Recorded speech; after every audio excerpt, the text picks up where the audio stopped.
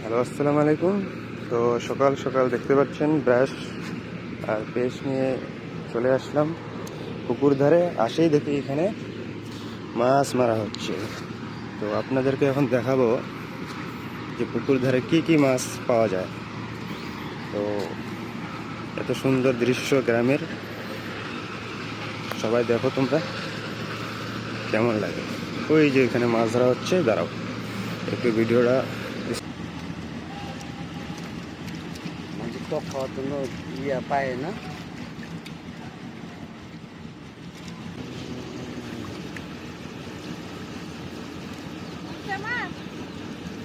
হবে আর কি করবো এটা ওই বিশাল আর কি না।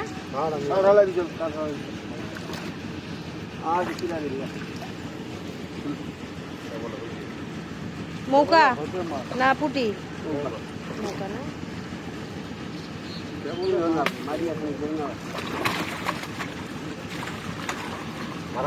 আনতেছে, আমি ওই পূজার ঘর থেকে আসলাম তো, দেওয়ারটা আনতেছে।